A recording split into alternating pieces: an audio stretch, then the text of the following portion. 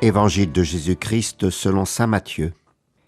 Après la visite des mages à Bethléem, l'ange du Seigneur apparaît en songe à Joseph et lui dit « Lève-toi, prends l'enfant et sa mère, et fuis en Égypte. Reste là-bas jusqu'à ce que je t'avertisse, car Hérode va rechercher l'enfant pour le faire périr. » Joseph se leva. Dans la nuit, il prit l'enfant et sa mère et se retira en Égypte, où il resta jusqu'à la mort d'Hérode.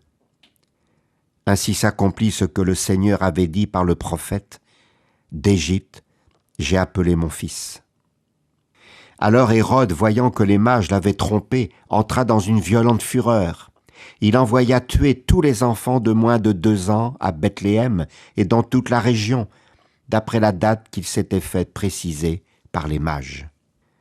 Alors s'accomplit ce que le Seigneur avait dit par le prophète Jérémie.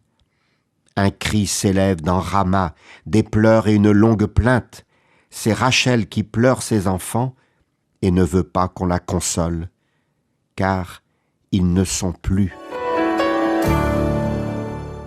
Dès sa naissance, Jésus est un signe de contradiction. La faiblesse d'un enfant se heurte à l'apparente puissance d'un fort Hérode. Et Dieu semble avoir peur de cet homme capable de tout. Nous sommes au cœur de l'incarnation. Si Dieu prend visage d'homme, il assume totalement la vulnérabilité humaine. Alors Joseph est invité à échapper à la folie d'un homme. L'Égypte fut le lieu que le peuple de Dieu cherchait à fuir, parce que c'était la terre de l'esclavage. L'Égypte devient le lieu où le Fils de Dieu va se réfugier. Jésus, nouveau Moïse, sera épargné, car le salut de la multitude est en jeu. Mais le salut offert par Dieu coûte cher. Pour que le peuple choisi connaisse la liberté, cela coûte la vie de l'armée de Pharaon. Puis ce fut la traversée du désert, dure épreuve. Pour que Jésus ait la vie sauve, les enfants de moins de 2 ans de Bethléem et dans toute la région paieront de leur vie. Seulement n'oublions pas que le salut de l'humanité a coûté la vie du Fils de l'homme. Ne fallait-il pas que le Christ souffrit tout cela pour entrer dans sa gloire ?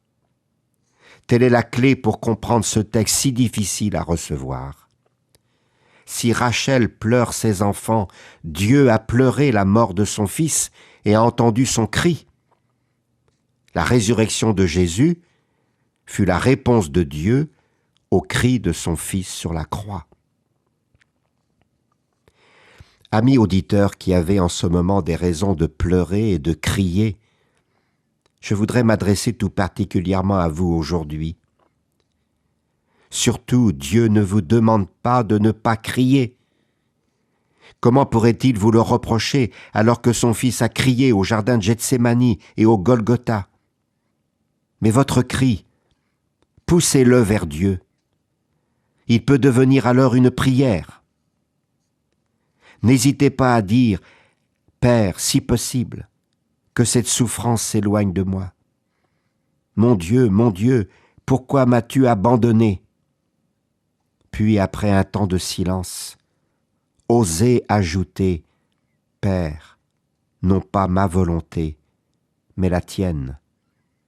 Père, entre tes mains, je remets mon esprit. » La volonté de Dieu n'est pas que vous souffriez, comme Dieu n'a pas voulu la mort de son Fils. Mais sa volonté est que vous viviez, comme il a voulu arracher son Fils de la mort en le ressuscitant.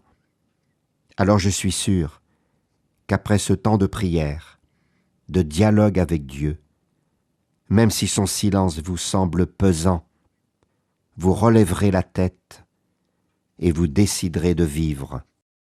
L'évangile du jour a été commenté par le père Gérard Nalin, prêtre accompagnateur de la pastorale catéchétique pour le diocèse de Nantes.